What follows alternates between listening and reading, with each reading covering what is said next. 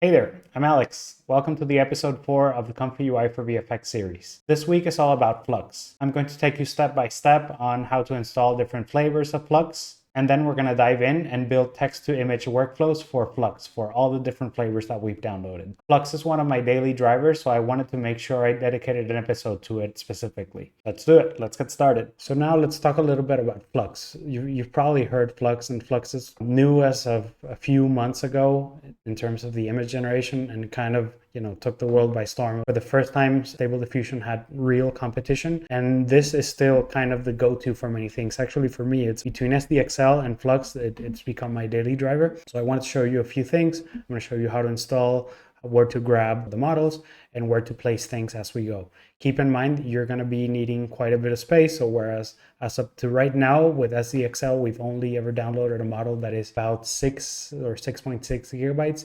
This is going to be much more. So we'll get to that in a bit, but just bear in mind, you're going to need a lot of space. Also, Flux is quite resource hungry. So another thing to keep in mind, depending on what video card you have, you might, start encountering memory issues, or you might just not be compatible with you at all. So here in the Black Forest Labs website, you see this was launched on August 1st of last year, and it's really good at sticking to a prompt. So whatever you give it, it's really good at understanding natural language more so than just tags, which is more or less how SDXL works. You can work on a variety of different resolutions, whereas Stable Diffusion 1.5 and SDXL are usually 512 by 512, and the other one's 1024 by 1024, so 1 megapixel or half a megapixel. You can have variable megapixel values in the Flux generations, and as long as you stick to some of these values, you should be getting really good results. So the good news is that you can go up to 2 megapixels. However, it's usually standard practice to just stick to around 1 megapixel and then upscale from there, because that way you get a very good base without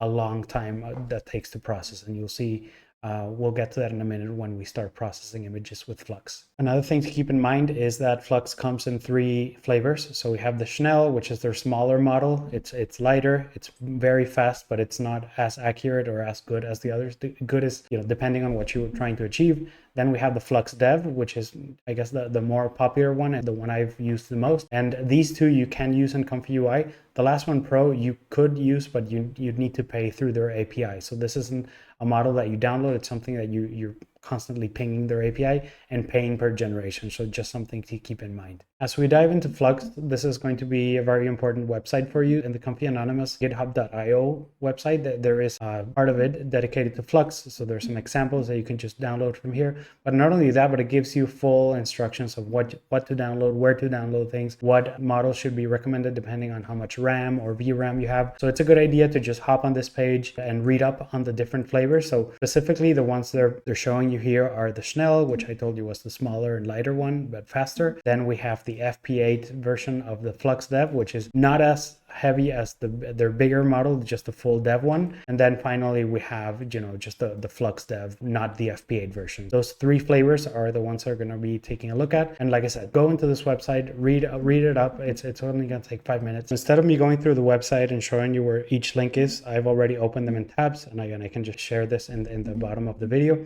And then I'm going to show you a few things that you want to go ahead and download, which I've already downloaded. So first is the Flux Schnell FP8. So that's going to run you 17 gigs. So that's one for the, again, I'm just downloading these so I can show you where they go. But the moment we're done with this, I'm going to be deleting Schnell because I know that I don't really use it. But depending on what computer you have, it might be the model that is appropriate for you. So I'm going to show you that. Then for the next one here, we want to go ahead and look for the Flux One Dev. Specifically, you're going to download this 24 gig file here. So that's the Flux One Dev Safe Tensors. You also want to download the AE.SafeTensor. So that's another file you're going to need. The other one is the FP8 version that we were talking about. So this is the one you're gonna be getting from this. So just grab that 17 gig file from here. Next, you want to come to this link here, and you want to make sure that you download the ClipL Safe Tensors. And depending on what recommendations you got from this website that I just showed you, you want to make a decision on what you want to run here. In my case, I'm going to be downloading the FP16. The others are fine, but they'll just give you slightly different results. You can see this is the probably the best option you have, but it's okay if you want to go ahead and download the other ones, so the smaller ones here. Another thing that I want to show you is probably my favorite flavor of Flux, which is PixelWave. You can find this on Civet AI. I'm going to be sharing the link for you there, and this is definitely one of my favorites. So whenever I'm not using the official Flux, I tend to use PixelWave actually more than the original. It just gives some really nice results, so I did want to share that with you. Keep in mind that you can download the full, the 22 gig one, so it's the very monstrous one, and then in a bit I'll show you an option to get a smaller one. Those downloads that I just covered, they're going to run you around 48 gigs, and that's not counting PixelWave, because again, I'll circle back to that in a minute. So let me show you where these things go. So if you have here my ComfyUI folder on the left, I'm going to navigate here to Comfy, and then you want to go into models, and then you want to open UNet, and then here for UNet, what you want to bring here is the Flux Dev and the Schnell, and you want to drag them in, right? So now you have that in place. Now you want to go back here, and this time you want to open the clip folder. And for the clip folder, you want to bring in the clip L and the T5 safe tensors here. I'm going to drag them in. Now I'm going to go back here and open the VAE folder, and that's where the ae.safe tensors go. So I'm just going to drag that in. Now that we have everything in place in terms of the models we've downloaded, I'm going to go ahead and create a new tab here, and I'm going to go back to this website here. The neat thing about this is, just like we've seen in the past, we can just, these images that we have on this website, they have the workflows embedded in them. So let's start with the Schnell, which is the smaller one of all. And I'm going to go ahead and drag that image, and I can just drag it into Comfy like that, and it'll populate a workflow for us. So this is going to give us a starting point. Because we've copied the models in the background, but when we launched Comfy, the models weren't there. We want to make sure that we refresh so that it can scan through our folders again. So I'm going to hit R so that it refreshes, and you see it's updating here on the background. Now, if we click here, we can actually select the versions that we want to run. So I'm saying here, Flux Schnell FP8, and then for the clip tensor, for the clip here, I'm going to select here the clip and the TXT2IMG FP16, and that should be it. So now if we run this, and again, I'm going to open my command line here at the bottom so you can see what's going on. So I've gone ahead and queued it, and it's going to take a second just because these models are quite large in order to load into VRAM and onto RAM, depending on what you're using. And then it'll just take a minute in order to not only run that prompt, but load the models before it does that. Okay, so there we go. The generation's been done, and if we look here at the bottom, you see it's drastically longer than SDXL. I believe loading SDXL and getting that image was always around 4 seconds, something like that. We're looking at 92 seconds to generate this image, and this image is of course a match to this image that we grabbed from the website. So you see, because the workflow is embedded and the seed, everything's in there, we know that it's been installed properly because we're getting a close enough match to what we had there on their website. Now that the model is loaded, I'm going to go ahead and because the seed is set to randomize, I'm going to queue it up again just so that we can see here the difference in time. Because this is the Schnell model, it's a very fast one. See, we got that image in 4.4 seconds, and now if I zoom in here so you can see, it's a slightly different image. You see that now, before it took around 90 seconds to load and do the image, you see the majority of that was in loading the model, not generating the image. So if I queue here again, you can see how in just a few seconds we can have a new image. So that's the pro of having the Schnell workflow versus the larger models, which the reason why this is so much faster is because the Schnell model only needs 4 steps of denoising. So it only needs to go through 4 iterations, whereas with the regular Flux, you're looking at 20 plus. Not only because it's a lighter model, because it also needs to go through a lot less steps to generate that image for you. So now that we have this, let's go ahead and rebuild it in what I think is a more friendly manner, because I think they're using some nodes that we're not interested in here, like Sampler Custom Advanced. Not only that, but they've turned a lot of those widgets into inputs. So that's why we have a lot of floating windows here, like, the K sampler, selecting the sampler, and then things like the steps of denoise. Like that, to me, it seems easier to just have it as part of the K sampler instead of having a floating window, especially for a small workflow like this. So I want to go ahead and rebuild it so that we have a starting point that we can say for the future that is hopefully a bit more friendly than this. I just realized that I actually made a mistake when I placed the Schnell model. Even though it's working in the background because it loaded successfully, this is not where the FP8 version should be going. So I'm going to go ahead and cut that from the models unit folder. I'm going to navigate back to the models folder, and then here we actually want to go into checkpoints. In checkpoints, I'm going to create a new folder. I'm going to call it Flux, just so that we stay nicely organized. I'm going to place that there. So that's where that should be going, and it's going to be relevant in a second. If I zoom out here now, again, because we're talking about rebuilding this so it's a bit more friendly, let's go ahead and bring in a load checkpoint node. And now that we have our load checkpoint, I'm going to hit R so that it refreshes and it finds that Schnell model in the background again. Now, if we look here in the dropdown, you're going to see that we have the Schnell version. If I hadn't put it in the checkpoints folder, this would not have been found. So that's why that should be going there. So now that I have this here, I know that I'm going to need my clip. So I'm going to make a copy of the things I think I'm going to need. And I'm going to go ahead and copy the clip here for the positive, and I'm going to make another copy here, but for the negative I'm going to delete the prompt because Flux doesn't take negative prompts, but it does require you to have one connected where we're going to be building it here. And then I'm going to go here into colors, set it to red. I'm going to connect the clip because we're not going to be using this node at all. I'm just going to collapse it and I'm just going to leave it there. Just like XDXL, VAE, and model, of course, are part of the model here, so you don't need to add any extra nodes here. And now, instead of using the latent image that we were using before, I'm going to go ahead and look for empty latent image, but we want to use the S3 variant, so the Stable Diffusion 3 variant. It's just something that's recommended. I'm going to bring in my case sampler, and I'm going to start connecting things. So I'm going to say model. And again, now that we have our nice nodes here, I'm going to make sure that we're as tidy as we can be. And then for the latent image, again, this goes here into the case sampler.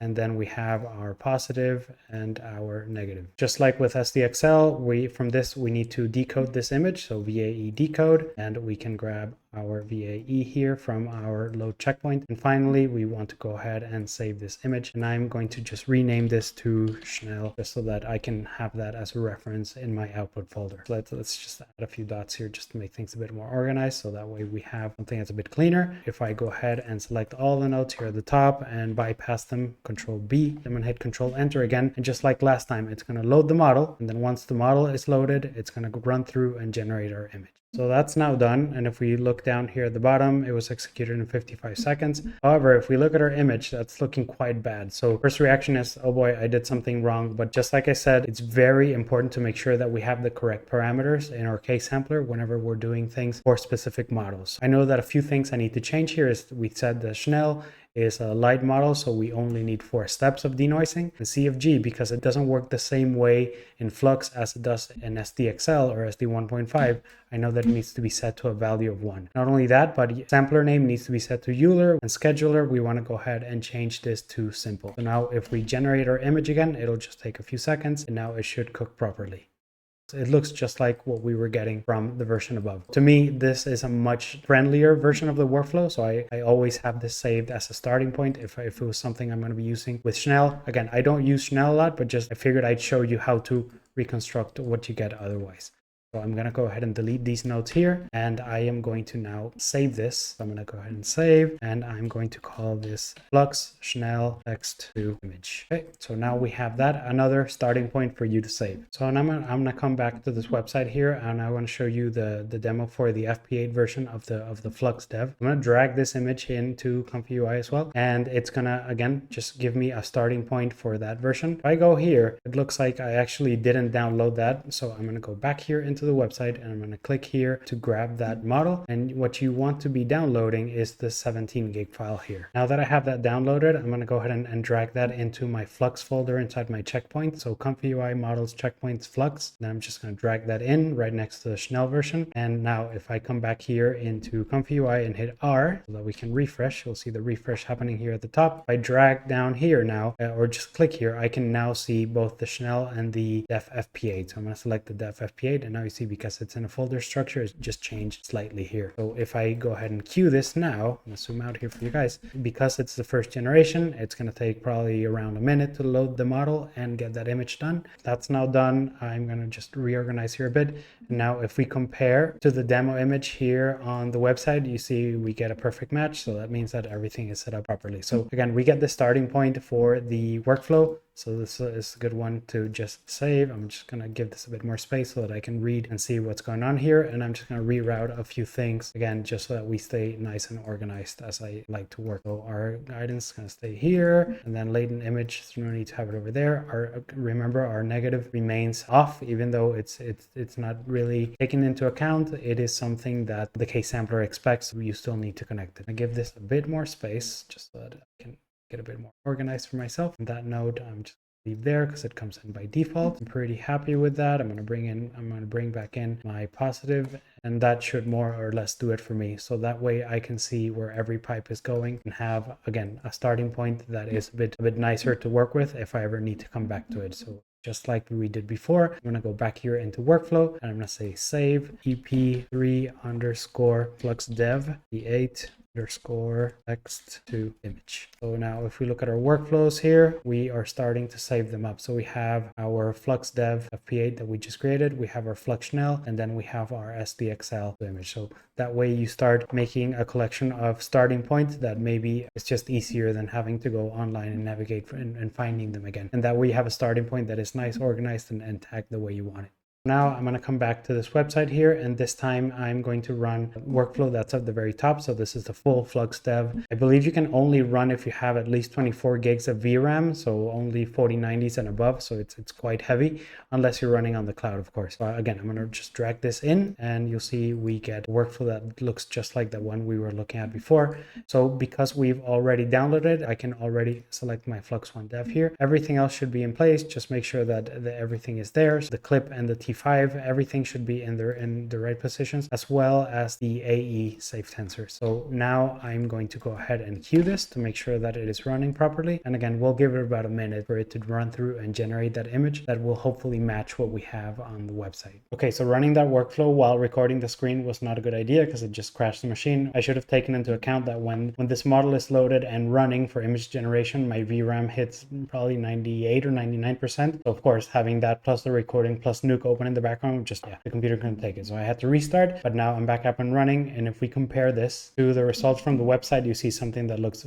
for some reason it's flipped, but it's very, very close. So that means that our workflow here is working. One thing to keep in mind is that this first generation took 100 seconds between model load and image generation. So I'm going to queue another one just so you can see, hopefully it doesn't crash the video, but now that it is loaded into memory and you can see the progress bar going at the top. So I imagine this is going to take somewhere around 20 seconds, 18 seconds, somewhere around that ballpark. However, because I am recording, it might take a bit longer than usual, but usually takes around that time. So let's let it go here to the end. And again, if we look here at the bottom, right, we see 25 seconds. So it's just slightly longer than if I weren't recording. I'm actually going to ignore this workflow for now because I wanted to show you an alternative that will hopefully give you results that are as good as the very large dev, the vanilla dev model from Flux that, like I said, eats up the 24 gigs of RAM of 4090, and it's condensed into what's called GUF, so GGUF models that are basically condensed versions that you can run with much less VRAM. And I think that's usually going to be not only faster,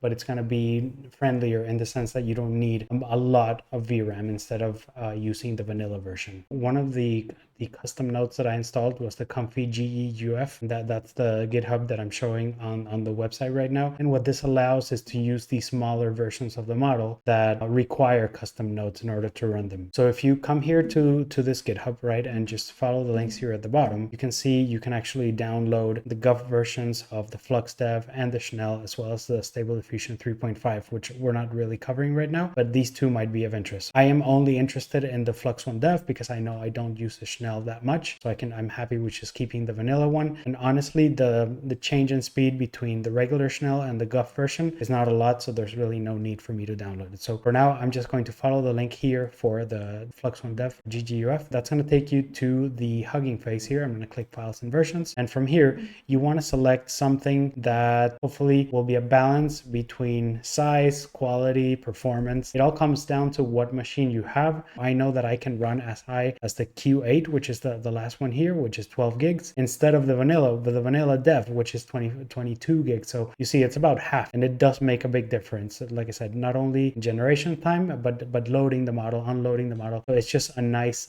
option to have this GGUF versions of the model. So I've gone ahead and downloaded this one. And then if we come back here to the GitHub, you see it's also telling you need to download the T5. That's also the GGUF version. So if you click that link here, I'm going to go ahead and open that Hugging Face again. I believe it's going to be here, the next one. And then if I say Files and Versions here, make sure that you download an encoder that you feel comfortable with in terms of what you're going to be using it for. Specifically, the size here is probably one of the most important ones. Keep in mind that the higher it is, again, the more accurate or the better results you'll get. I'm going to be downloading the Q8 myself, just matching the model, the Q8 version that I downloaded. Then finally, like I said at the beginning, one of my favorite models is the PixelWave model. And even though you can go ahead and download the non-GGUF version, the person uploading the model was kind enough to also provide GGUF files. If you click here, instead of following the download link here at the top, just hit the link here that says GGUF files. You can just click that. That's going to take you to Hugging Face. And from here, all you need to do is click Files and Versions, and then you want to find whatever version that you're comfortable with running. In my case, I'm going to be downloading the Q8. Okay, so with that said, now we have our Flux Dev Q8, we have our PixelWave Q8, as well as our T5 Q8. So I'm going to navigate back here into my ComfyUI folder, and so I'm going to go into Comfy, and then I'm going to go into Models, and I'm going to go into Unit, and this is where I'm going to be dropping the models themselves. So I'm going to select here Flux 1 and PixelWave, paste them on this side, and then I am going to go now into Clip folder, and here I'm going to paste that T5 that ends in Q8. Paste that here, and that should be all set up now. Before we move on, I'm actually going to save this again just to have it as a starting point saved in my workflow. So I'm going to go ahead and click workflow and say save. So I'm going to say episode 3 Flux Dev image. I'm going to confirm. So now I can go ahead and clear this by going into edit and just say clear workflow. And I'm going to actually just going to go ahead and close that tab so it doesn't save over that workflow. So it brings us back to our default. So with this in place, I'm going to keep a few things and then just add as I need for that GGUF version of the workflow. I'm going to double click and I'm just going to type GGUF. So I'm going to need the unit loader. Then I am going to need dual clip loader. Now that we have those two in place, we can come in here and start selecting what it is that we want to run. So for us right now, let's go ahead and test first the Flux One Dev Q8. So I'm selecting that one, making sure that we have our clip L selected as well as our T5 that ends in Q8. So it needs to be that version that we downloaded earlier. Next, we want to bring in TXT2IMG latent image, and not only that, so that now we can get rid of our default empty latent. The load checkpoint we can actually delete as well because we're not going to be using that version of it. Now the clip, we connect here clip to clip and clip to clip. Because Flux doesn't use negative prompts, I'm going to head and clear that out as well as collapse that node because we really don't need it. And then for the model, I'm just going to connect it here to our K sampler. Before I actually move it here, I'm just going to get rid of dots so that I can reroute it so that it's neater. So, okay, there we go. So now I can connect my latent here. However, there is one more thing that we need to add that goes in between here that is recommended by the way this model works. So we're going to look for Flux guidance. So we have our Flux guidance, and this you connect for the outgoing of the positive prompt, right? So you connect the conditioning there and you connect the positive there, and that you just leave it at default 3.5. Remember to change the settings here for your K sampler. The settings you want to put here is, remember, for Flux, you don't need CFG to be at a number other than 1. I'm going to keep the steps at 20. Sampler name, I am going to change to DPMPP2M. The scheduler, I'm going to change to SGM uniform. So those are the changes that I'm making here for my K sampler. And now I think we should be ready to get started. So I'm going to just oh, it looks like we forgot to connect our VAE. So it's a good thing that it shows us where the error is. So I'm just going to drag from there. I'm going to say VAE loader, and it's going to already grab the correct one, which is that AE.save tensors that we downloaded before. That's selected. I'm going to go ahead and queue the workflow. And again, it's going to go through, load the model into memory.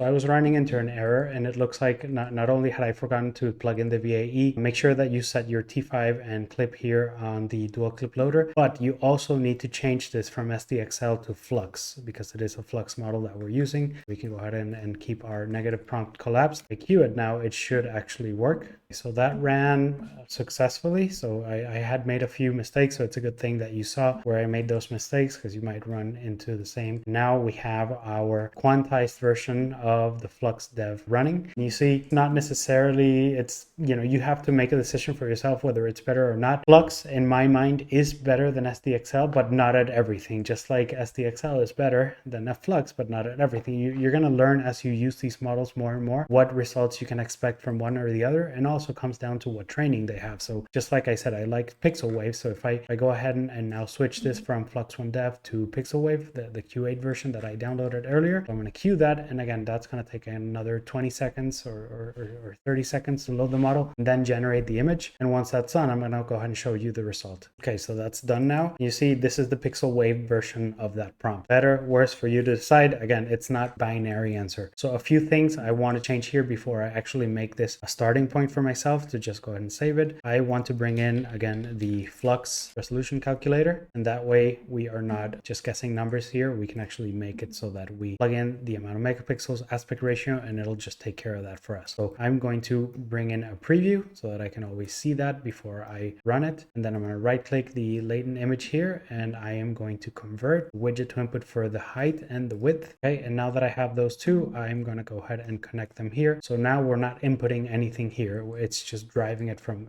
this other node here. So I'm going to keep it at 1 megapixel for now. You could go 1.5. Actually, the person that trained the PixelWave says that you can actually go up to 1.5 in this model, but I like to keep it at 1 just because it's much faster to generate these images as a starting point. And then once you're happy with something, you can just bump it up. So I'm going to go ahead and again select here 16 by 9, and if I right click here in preview, I make sure that everything's looking correct in terms of resolution. Now I'm going to run this again, and because the model is already loaded in memory, it's going to run much faster. So the previous generation, taking into the account the loading time of the model, took around 50 or 60 seconds. But you see now, because the model is already loaded in memory, it just goes ahead and does it. Not only that, but because these are lighter models, this takes, I'm going to say, less processing power than the non-GGUF versions of the model, just because of the way they've been compressed down. So now we have a 16 by 9 aspect ratio image that is hopefully sticking to our prompt. I also wanted to come back here to Civet AI, to the PixelWave website, and this is where I recommend you spend a few minutes reading about the model. So not only does it tell you what scheduler, the amount of steps that they recommend, but they might also give you some tricks when it comes to certain models. So in this case, he says here, I also recommend try adding the upscale latent node and scale that latent to 1.5 when generating that image. So instead of doing that 1K image, you can get a 1.5K image, like I was saying before. So if we look for that scale the latent, so let's look for upscale latent by, so that's the image you want to bring in. And once you have that, you want to connect your latent here to that. And now we have it set to 1.5, like it's recommended there on the website. And now we're connecting that latent there. I'm going to go ahead and move all these nodes a bit to the left here. And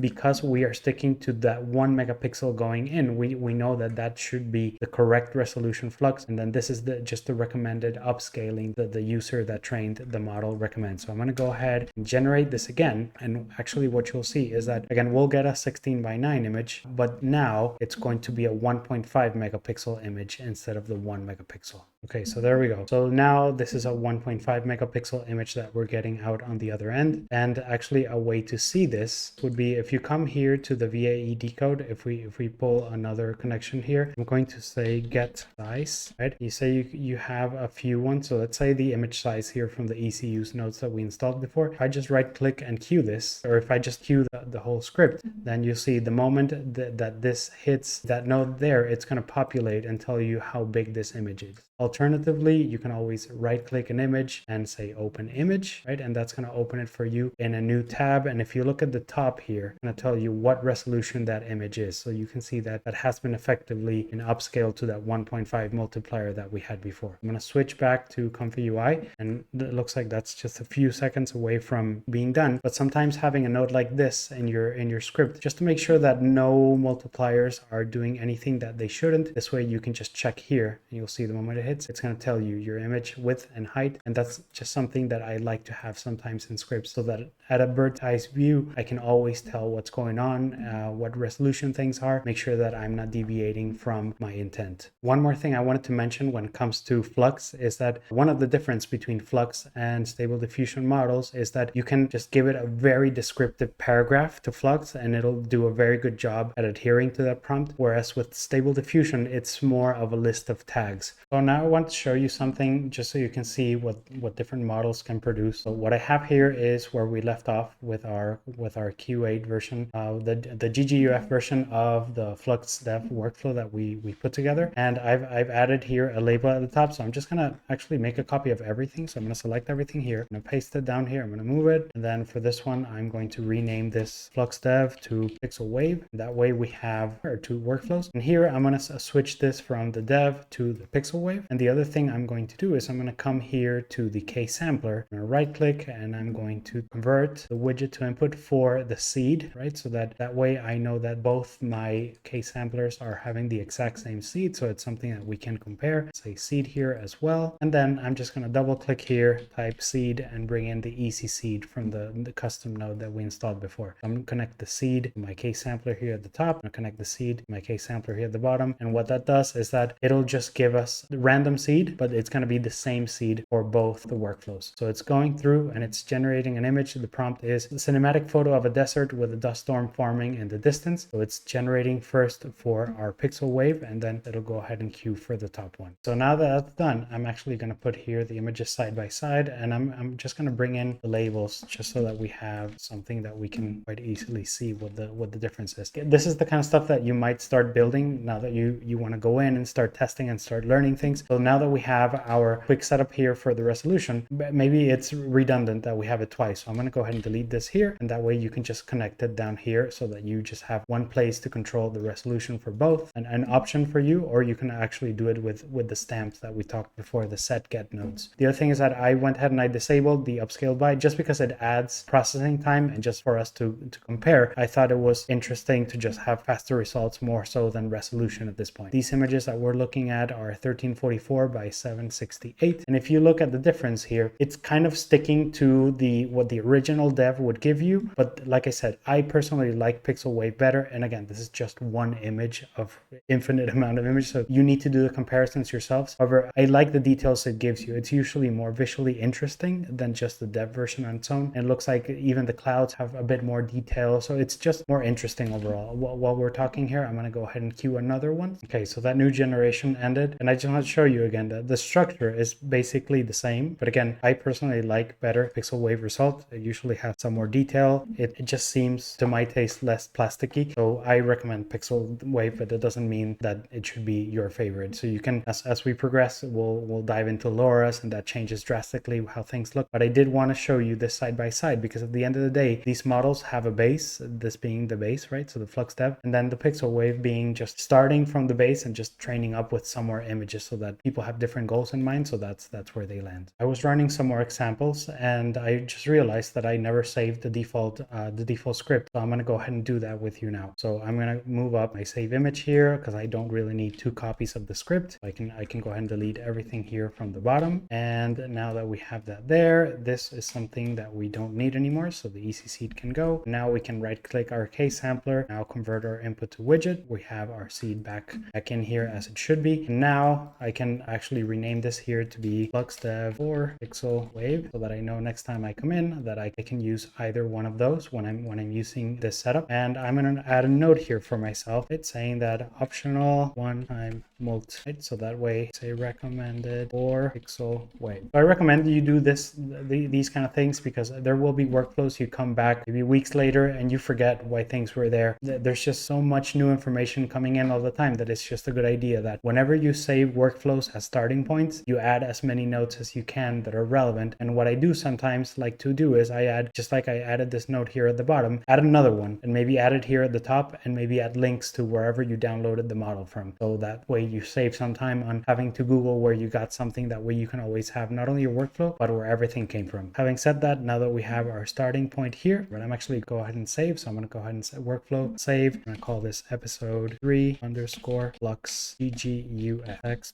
to image. That way we look at the workflows we have saved so far. It's starting to get interesting, so that you can now quickly, without having to Google or anything, you start having starting points for different things that you might want to build. So I think that's going to do it for today. I apologize for my voice. I've been sick for about a week. I even debated whether I was going to get this video out or not. A lot of information, a lot to take in. I guess the takeaway is there is no perfect model. Just test stuff, download stuff, save workflows for yourself, and then just play around, because that's kind of the only way to learn. Hopefully it was helpful. Let me know in the comments if you have any questions that maybe I can help with. I know sometimes people tend to have technical questions. I really struggle with having any free time. So whenever I get a technical question questions sent my way in the comments, I usually send people over to GitHubs or Discords to ask their questions there, because the reality is that I don't have time to troubleshoot specific problems. But if there's something that I missed or a mistake I made, by all means ask me, and I'm more than happy to help where I can whenever time allows. I'm gonna leave it at that. Thank you so much for sticking around, and until next time, stay curious. Cheers.